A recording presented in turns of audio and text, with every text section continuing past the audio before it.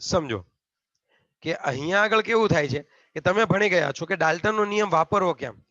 ધારો કે તમે ખાલી એક બોક્સમાં આમ પાણી હોત, ધારો કે ખાલી એક બોક્સમાં અહીંયા આગળ આમ પાણી હોય તો કેવું થાય મને કહો તો. ધારો કે એક પાણી હોય અને એને આમ ઢાંકી દો તમે, અહીંયા પાણી ઢાંકી દો તો એના ઉપર પાણીના અણુઓ તો થોડા ઘણા રહે જ કે ના રહે. સંતૃપ્ત બાષ્પ દબાણ પાણીના અણુ હોય કે ના હોય. હવે તમે જ્યારે અહીંયા H2 વાયુ ભેગો કરો છો તો આ જે વાયુ છે કયો વાયુ છે H2. તમે અહીંયાથી H2 વાયુ આવવા દો છો અને આ H2 વાયુ અહીંયા છેલ્લે ક્યાં પહોંચે છે? હવામાં પહોંચે છે. આ કે ના જો અહીંયા આગળ આવ્યો, પણ સાથે સાથે શું હતું, આ H2 અહીંયા ભેગો થયો પણ આ પાણીના કારણે આ કસનળીમાં પછી આ પાત્રમાં થોડું ઘણું અમાઉન્ટ કોનું હતું એ કહો તો. થોડું ઘણું અમાઉન્ટ ત્યાં સાથે કોનું છે? પાણીની બાષ્પનું પણ હશે. એટલે અહીંયા જે તમે કલેક્શન કરો તો આને જલીય તાણ કહેવાય. કોને જલીય તાણ કહેવાય? તમે જે વાયુ લીધો છે એ વાયુમાં રહેલા આ પાણી છે એ પાણીની ઉપર સંતૃપ્ત પાણીની બાષ્પ હશે, પાણીની બાષ્પ રહેલી હશે. પાણીની બાષ્પને જલીય તાણ કહેવાય. તમારે શું કરવું પડે તો એ પી ટોટલ કેમ લખાય કહો તો. હું પી ટોટલ લખું તો મને કહો તો કેમ લખાશે પી ટોટલ બરાબર? કહો તો ચલો તો જલ્દી. પી ટોટલ કોનું કોનું અહીંયા કયા બે વાયુઓનું કુલ દબાણ હશે? PH2 અને પ્લસ કોણ હશે કહો તો. PH2 પ્લસ કોણ હશે? PH2. હવે તમારે આને જલીય તાણ કહેવાય. તો હવે તમારે આ વાયુ ગોતવું હોય PH2 તો તમારે શું કરવું પડે કહો તો. તમારે ખાલી PH2 જોઈએ છે તો PH2 બરાબર મારે શું લખવું પડે કહો તો દીકરાઓ વ્યવસ્થિત એક વખત. P total minus PH2.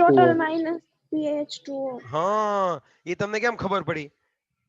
એ કોના નિયમથી ખબર પડે કે અહીંયા આગળ કુલ દબાણ એ હાઇડ્રોજન અને પાણીની બાષ્પનો સરવાળો હોય? તો કે ડાલ્ટનના નિયમથી તમને ખબર પડે છે. એટલે PT માઇનસ PH2 આમ કરવું પડે. Is it clear? આ પોઈન્ટ હતો, આ એની ઉપયોગિતા કહેવાય. અને ડાલ્ટનના નિયમથી વાયુ મિશ્રણ કોઈ હોય વાયુ મિશ્રણ તો એ વાયુ મિશ્રણમાં રહેલા વાયુઓનું દબાણ આપણે શોધી શકીએ. ઓકે, એવી રીતે થાય.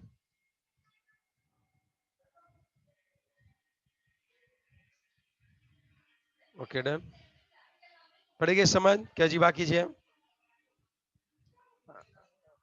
જલીય તાણ કોને કહેવાય? એક્ઝેક્ટલી કેવું હોય કે અહીંયા આગળ જ્યારે હોય આમ પાણી હોય, પાણી અને પાણીની ઉપર જ તમે લોકો શું મૂકવાના છો કહો તો.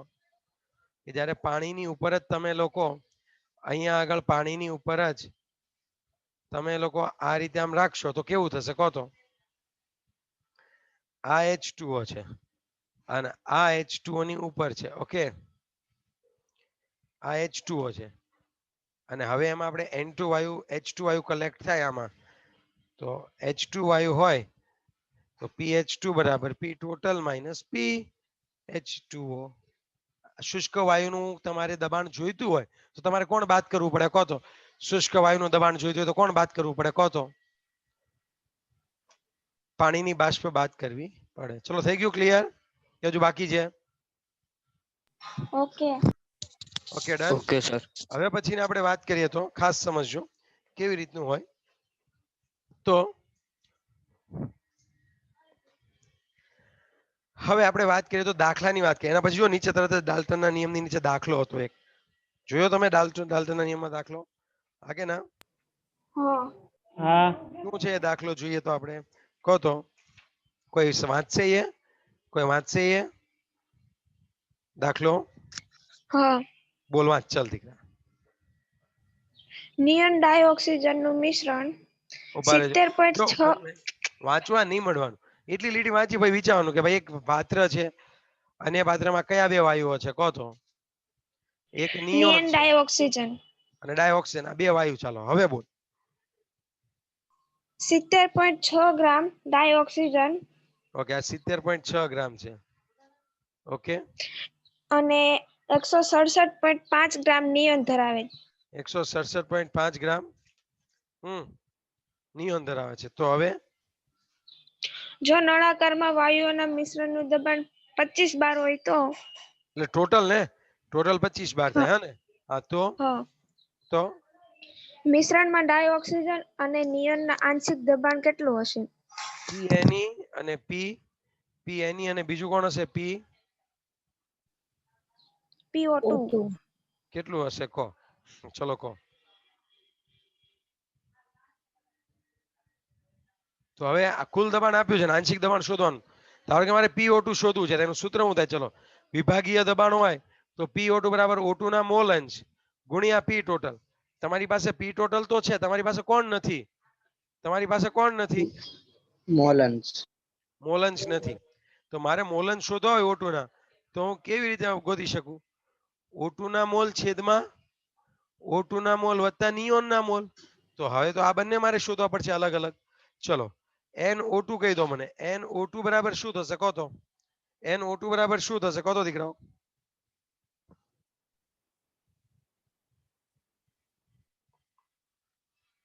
મોલનું સૂત્ર યાદ કરો, મોલનું સૂત્ર જલ્દી કહો. વજનના છેદમાં અણુ ભાર. આટલી બધી વાર લાગે? વજન કેટલો છે? 70.6. અને O2 નો અણુભાર કેટલો હોય? O2 છે યાદ રાખજો, 32 ગ્રામ. 32. ચલો શું આવે જવાબ કહો? 2.21. શાંતિથી વ્યવસ્થિત એક એક અક્ષર બોલો. 2.21. 2.21. ગમે ત્યારે છે ને પોઈન્ટ પછી 21 નહીં બોલવાનું, પોઈન્ટ પછી 21 એવું બોલવાનું, યાદ રાખજો. ચલો N આ મોલ છે.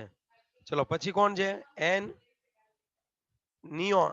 N નિયોન લઈ લે. ચલો ચલો N નિયોન કેટલું થશે કહો મને? N નિયોન કેટલું થશે કહો તો?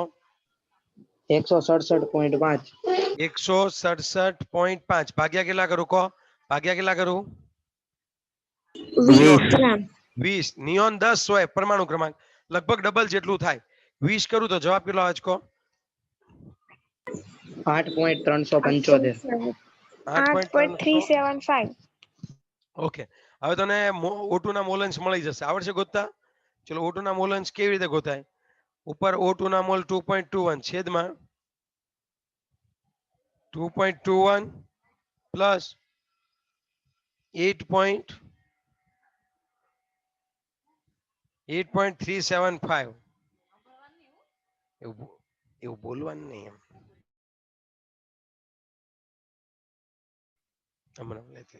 ચલો મોલ અંશ શું આવે છે?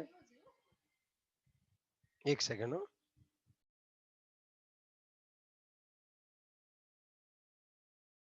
શું આવ્યો આન્સર? શું આવ્યો કહો તો? 0.20. 0.21. 21. 208. એક જ સેકન્ડ. 0.208. ઓકે. આજે થોડુંક સેન્સિટિવિટી વધી ગઈ લાગે છે. જો ને થોડુંક એવું લખું તો બી બહુ લખાય છે. એટલે મોલન છે ને O2 ના. ચલો તો હવે કેટલા આવશે કહો તો? અહીંયા આગળ હવે PO2 કેટલો આવશે મને કહો તો દીકરાઓ? PO2 બરાબર કેટલું આવશે? 0.208 into. એક સેકન્ડ હા દીકરાઓ, આ થોડુંક એક તકલીફ છે. એક જ સેકન્ડ, હમણાં બધું રેડી થઈ જશે. ઓકે ચલો PO2 બરાબર કેટલું થશે? PO2 બરાબર મોલન્સ ગુણ્યા મોલન્સ કેટલા છે જુઓ તો. ચલો ભાઈ PO2 બરાબર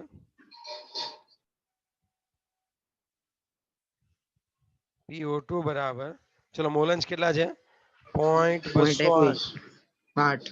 હા ગુણ્યા કેટલા કરું? P ટોટલ કેટલું કરું? 25. 25. 25. યસ. તો શું આન્સર આવે છે કહો તો મને? PO2 નો શું આન્સર આવે છે? 5.2. 5. 5.2 બાર. પાક્કો ને? શું જવાબ હા. આવ્યો? ચલો જો તમને PO2 મળી ગયું તો PNE શોધવાની બે રીત છે. તમે જો PNE બે રીતે શોધી. કોઈ કહી શકશે કઈ રીતે? PNE શોધવાની આપણી પાસે બે રીત છે. PNE બરાબર ટોટલ માંથી ઓક્સિજન નું બાદ કરી દેવાનું. યસ. PNE બરાબર P ટોટલ માઇનસ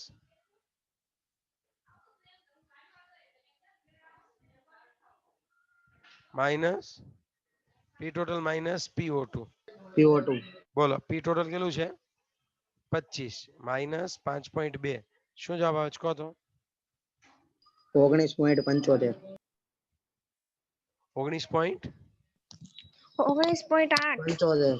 હા ચલો 19.8 રાખો કે 75 રાખો, ઇટ્સ ઓકે, એમાં કોઈ વાંધો નથી. ઓકે 19 પોઈન્ટ કેટલા કીધા? 8 કરી દઉં છું. ઓકે કેટલું કરી દઉં છું દીકરાઓ? 19.8. ચલો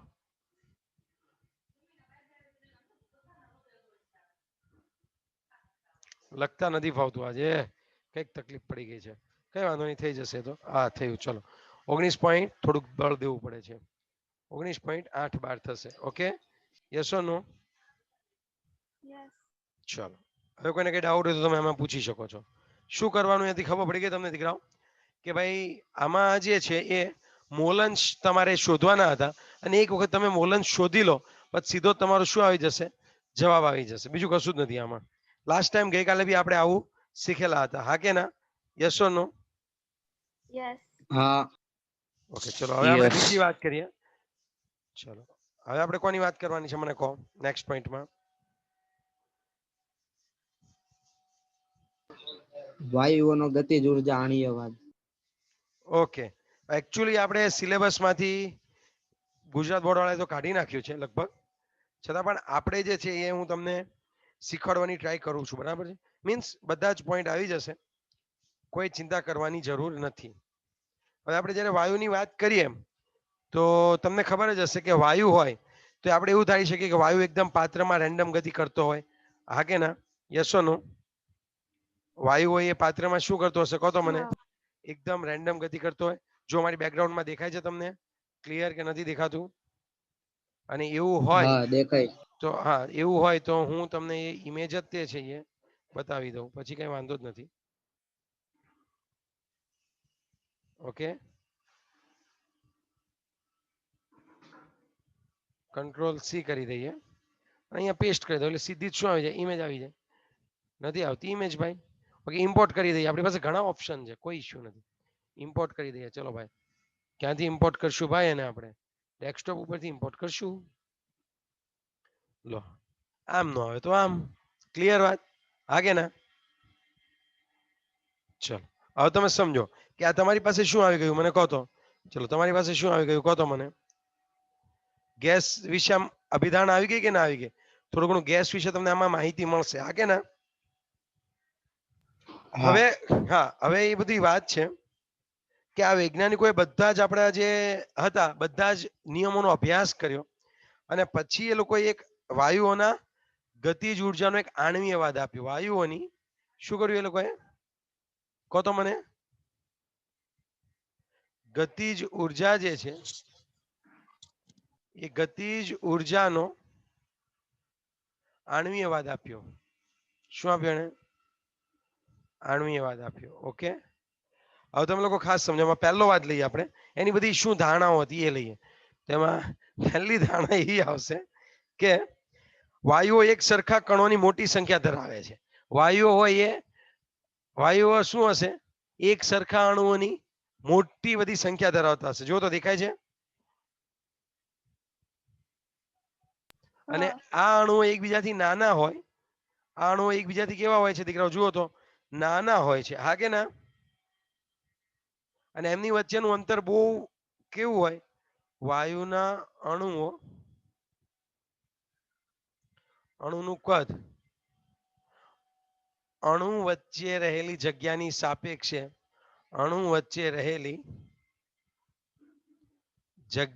સાપેક્ષે અવગણી શકાય. સમજ્યા તમે આખી વસ્તુ? એટલે આપણે શું સમજવાનું કે આપણા જે અણુઓ છે એ અણુઓ બિંદુ ભાર છે. આપણા અણુઓ કયા ભાર તરીકે છે કહો તો મને? આપણા વાયુના અણુઓ બિંદુ ભાર તરીકે છે. એનું કદ આપણે ધ્યાનમાં લેતા નથી, કારણ કે આના પર બળ લગાડો તો સંકોચે, બહુ જ વધુ પડતા સંકોચે. ક્યારે એનું સંકોચન થતું હશે મને કહો તો? ક્યારે એનું સંકોચન થતું હશે? કે જ્યારે એના એમના એની ઉપર ઉપર દબાણ આપવામાં આવે. દબાણ લગાડતા. હા, પણ તો અણુઓની જે સાઈઝ હોય એ ખૂબ જ કેવી હોવી પડે કહો તો? અણુઓની સાઈઝ ખૂબ જ કેવી હોય? નાની, તો જ શક્ય નાની. બને. એટલે આપણે એવું કહી દીધું કે એ અણુઓનું કદ આપણે અવગણી શકીએ એમ છીએ, હા કે ના? યસ ઓર નો? ચલો પછી આપણે Yes. બીજી વાત કરીએ. હવે આપણે બીજી વાત કરીએ. એક તો સામાન્ય તાપમાન અને દબાણે એમની વચ્ચે ખૂબ જ આકર્ષણ નથી હોતું. ધારો કે તેમને અણુઓ વચ્ચે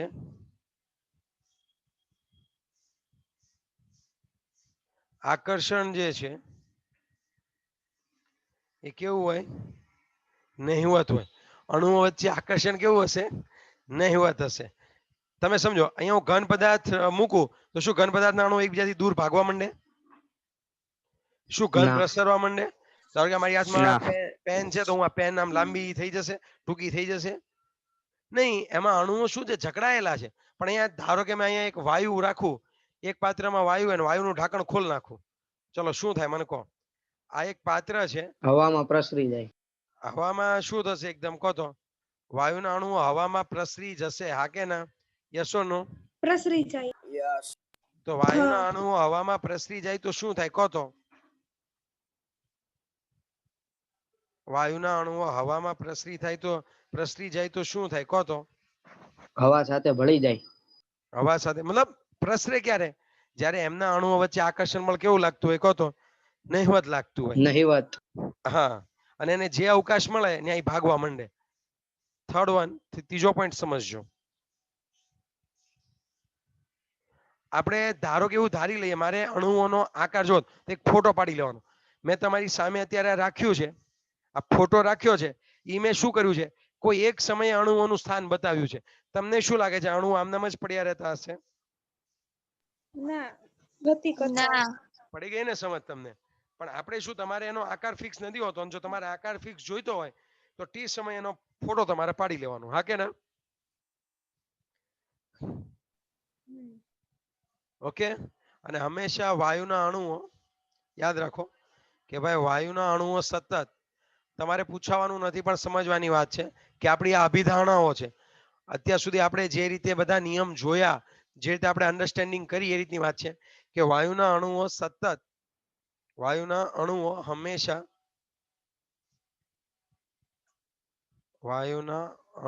હંમેશા સતત અસ્તવ્યસ્ત ગતિ કરતા હોય, હા કે ના? સતત અસ્તવ્યસ્ત ગતિ કરતા હોય છે. વાયુના અણુઓ હંમેશા સતત અસ્તવ્યસ્ત ગતિ કરતા હોય છે, તથા કોઈ સમયે એક સ્થાને વાયુનો આકાર દર્શાવી શકાય.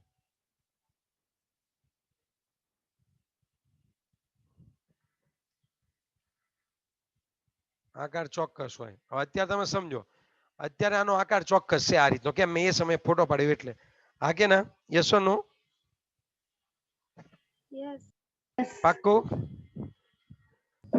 હવે ચોથી વાત કરું, તમે સમજજો. દબાણ વિશે વાત કરીએ આપણે, કે અહીંયા આગળ આ જે અણુઓ કઈ દિશામાં ગતિ કરે? તો 360 માંથી ગમે તે દિશામાં એ તો જાય. એમાં એવું ન હોય આ જ દિશામાં જાય. આ ધારો કે લો તો આ બધી જ દિશામાં, શક્ય એટલી તમામ દિશાઓમાં ગતિ કરે. એમાંથી કઈ દિશામાં એને દેખાડ્યો? કઈ દિશામાં જવાનો છે? આ દિશામાં જવાનો છે. પડે જ સમજ? અને અહીંયા જુઓ કે પછી આ અસ્તવ્યસ્ત ગતિ કરતા હોય તો એ વાયુના અણુઓ કોની સાથે અથડાય છે? અહીંયા આગળ જુઓ તો આ બધા વાયુના અણુઓ કોની સાથે અથડાય? પાત્રની દિવાલ સાથે. પાત્રની દિવાલ સાથે અથડાય છે. અને પાત્રની દિવાલ સાથે એ જેટલું દબાણ ઉત્પન્ન કરતું હશે ને, એને વાયુનું દબાણ કહેવામાં આવે છે. પાત્રની દિવાલ સાથે જેટલું દબાણ ઉત્પન્ન કરતા હશે ને, એ પાત્રની દિવાલ સાથે જેટલું પણ દબાણ ઉત્પન્ન કરતા હશે, એને શું કહેવામાં આવે છે? તે વાયુનું દબાણ કહેવામાં આવે છે. એ વાયુનું દબાણ આપણે શું ધારી લીધું છે? પી ધારી લીધું છે. પડી સમજ તમને કે નહીં પડી? કહો તો. પડી. હા ને? ઓકે, ચલો નેક્સ્ટ બીજી સ્લાઇડ લઈએ. એમાં હજુ પણ આપણા જે 2-4 પોઈન્ટ છે એ સમાડવાનો પ્રયત્ન કરીએ આપણે. ઓકે, એક જ સેકન્ડ. આપણે જે લેયર લેવાનું છે, લેયર ઇમેજને આપણે લઈ લઈએ. પહેલા તો જે હતી એ જ ઇમ્પોર્ટ લેયર કરી લઈએ. ક્યાંથી લઈશું આપણે? ડેસ્કટોપ પરથી ફોટો હું પહેલા લઈ લઉં. ચલો, લઈ લીધો. મસ્ત. યસ ઓર નો? આગે ના? ચલો, હવે તમે થોડુંક સમજો વ્યવસ્થિત. તો અહીંયા આગળ અહીંયા આગળ હવે તમે સમજો. છઠ્ઠો પોઈન્ટ લઈએ ને, છઠ્ઠો છે ને વાયુઓની અથડામણ. વાયુઓની ઓકે, પાંચમો પોઈન્ટ. ઓકે, વાયુઓની અથડામણ સંપૂર્ણ સ્થિતિસ્થાપક છે. એનો મતલબ શું હશે કહો તો? કે અહીંયા પહેલા અથડામણ પહેલાની કુલ ઉર્જા સમજો. આપણે કલર બીજો લઈએ, ના સમજ પડતી તો અથડામણ પહેલાની કુલ ઉર્જા અને અથડામણ બાદની કુલ ઉર્જા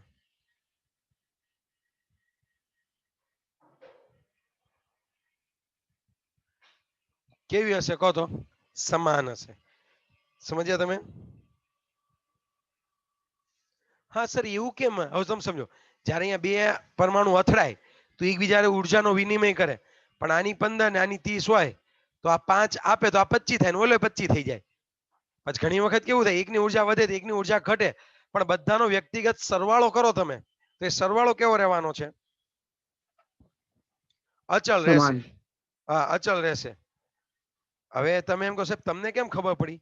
તો ધારો કે હું એક વાત કહું, ધારો કે અથડામણથી ઉર્જા ઘટતી હોત, ધારો કે અથડામણ થયા રાખતી હોય અને ઉર્જા ઘટતી હોત, તો એક સમય એવો આવે કે બિચારા બધા અથડાઈને એની ઉર્જા શું થઈ ગઈ હોય? ઘટી ગઈ હોય, અને છેલ્લે બધા તળિયે બેસી ગયા હોય. શું આવું થાય છે કોઈ દિવસ વાયુમાં? શું વાયુના અણુઓ તળિયે બેસી જાય છે? હા. મેં ધારો કે સરખી, અને બીજું, જો તમે બધાની ઉર્જા સરખી રાખી હોય ને, બધાને ધારો કે 25 મીટર સ્પીડ વાળા બધા રાખ્યા હોય, બધા અણુઓ 25 મીટર સ્ક્વેર 25 મીટર પ્રતિ સેકન્ડ સ્ક્વેર જેટલી ઝડપથી ગતિ કરતા હોય, ધારો કે મેં બધાને પકડીને હરખા જ નાખ્યા, અમુક સમય બાદ જો તો અમુકના 35 થઈ ગયા હોય, અમુકનું 10 થઈ ગયું હોય, અમુકનું 20 થઈ ગયું, અમુકની 40 ઉર્જા થઈ ગઈ હોય. સમજ પડે હું શું કહું તમને? આ અથડામણથી પરસ્પર ઉર્જાનો વિનિમય થાય. ઓકે, હા કે ના? તમે ભલે ને એક કામ કર્યું હોય, શરૂઆતમાં ભલે ને બધાની ઝડપ સમાન હોય, પરંતુ છતાં પણ અથડામણને અંતે તો એ શું થઈ ગયા હશે? વહેંચણી બદલાઈ જાય. જે તે તાપમાને વહેંચણી અચળ રહે છે. આ વહેંચણી આપણે જોવાની જ છે હમણાં. જે તે તાપમાને અણુઓની ઝડપની વહેંચણી અચળ રહે છે. જે તે તાપમાને અણુઓની ઝડપની વહેંચણી કેવી રહે છે? અચળ રહે છે.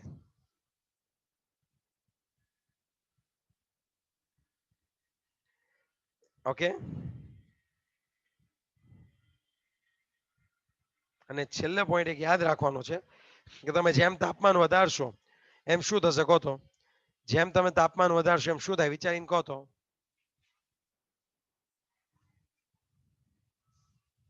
હા કે ના? તાપમાન વધારો તો એની ગતિ ઉર્જા વધે. ગતિ ઉર્જા વધે એનો મતલબ શું કાઢશો સીધો જ? મને કહો તો. ચલો, ગતિ ઉર્જા વધે એનો મતલબ શું કાઢશો સીધો જ? કહો તો.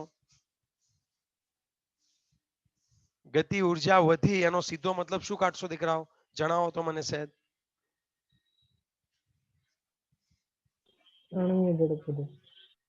આ જે અણુઓ હોય એની ઝડપ એકદમ વધી ગઈ હશે, અને એના કારણે શું થશે કહો તો? એની પાત્રની દિવાલ સાથેની અથડામણ વધી જાય, અને છેલ્લે દબાણ વધી જશે. દબાણ વધે. હા, તમે તાપમાન વધારો, કદ આટલું ને આટલું જ હોય, તો એની ગતિ ઉર્જા વધી જાય, અને ગતિ ઉર્જા વધી જાય તો શું થશે કહો તો? છેલ્લે દબાણમાં વધારો થશે. તો આટલા જે પોઈન્ટ આપણે ડિસ્કસ કર્યા ને, આટલા પોઈન્ટ જે આપણે ડિસ્કસ કર્યા ને દીકરાઓ, એ એક્ઝેક્ટલી શું કહેવામાં આવે છે કહો તો? એ વાયુઓના ગતિજ ઉર્જાનો આણ્વીયવાદ કહેવાય. કયા કયા પોઈન્ટ એમાં આપણે ડિસ્કસ કર્યા? પહેલો પોઈન્ટ કે આપણે અણુઓનું જે કદ હતું એ કેવું લીધું કહો તો? એકદમ નહિવત. અને એને આપણે અન્ય જે હોય એ કદની સાપેક્ષે શું કરી શકીએ છીએ? નહિવત. કે ભાઈ અણુઓને કદ આપણે નહિવત લઈ લઈએ. ઓકે, તો અણુઓ બિંદુ ભાર તરીકે હોય. બીજી વસ્તુ કે અણુ વચ્ચે આકર્ષણ નહિવત હોય. કેમ આકર્ષણ નહિવત હોય? ઘન હોય તો બધા અણુઓ એકબીજા હારે જકડાયેલા હોય. વાયુમાં પ્રસરણ ફટાફટ થાય. પ્રસરણ ક્યારે ફટાફટ થશે વિચારીને કહો તો?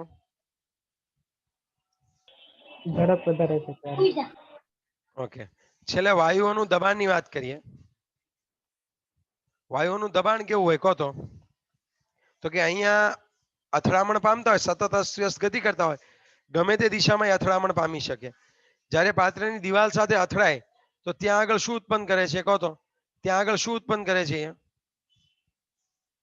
દબાણ ઉત્પન્ન કરે છે, હા કે ના? તો હા. દબાણ ઉત્પન્ન કરે છે તો આપણે કઈ રીતે કરી શકીએ કહો તો?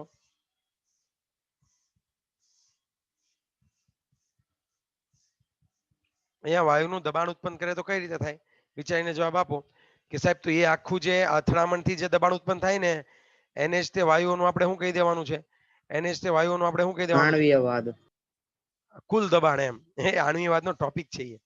હવે સાંભળ બીજી વસ્તુ, બીજી સ્લાઇડમાં આપણે એવું જોયું કે અહીંયા અણુઓ ભલે એકબીજા સાથે અથડાય પણ એઓનું અથડામણ સંપૂર્ણ સ્થિતિસ્થાપક હોય. એનો મતલબ કે અથડામણ પહેલાની કુલ ઉર્જા લો અને અથડામણ બાદની જો તમે જ્યારે કુલ ઉર્જા લો તો એ કેવી થવાની છે દીકરાઓ? સમાન થવાની છે. અને બીજું કે અહીંયા આગળ સતત અસ્તવ્યસ્ત ગતિ કરશે અને ઝડપની જે વહેંચણી હશે એ આમ જ આવશે. એ આપણે જોવાની છે કે જે તે તાપમાને ઝડપની વહેંચણી કેવી રહેશે, અચળ. નેક્સ્ટ લેક્ચરમાં આપણે આખી જ ઝડપની વહેંચણી જોવાની છે. છેલ્લો ટોપિક આપણને તરત જ ખબર પડી ગઈ. જો તાપમાન વધારવામાં આવે તો ગતિ ઉર્જા શું થાય છે? વધે છે. તાપમાન વધારવામાં આવે તો શું વધે છે? ગતિ ઉર્જા વધે છે. અથડામણ વધે છે અને એના કારણે શું વધે છે? દબાણમાં પણ દબાણ. વધારો થાય છે. યસ ઓર નો? હા કે ના? યસ. તો Yes. આટલા જે મુદ્દા છે યસ. એ આપણે કોના જોયા? વાયુઓના ગતિજ ઉર્જા આણ્વીયવાદના મુદ્દા આપણે જોયા દીકરાઓ. Okay, yes or no?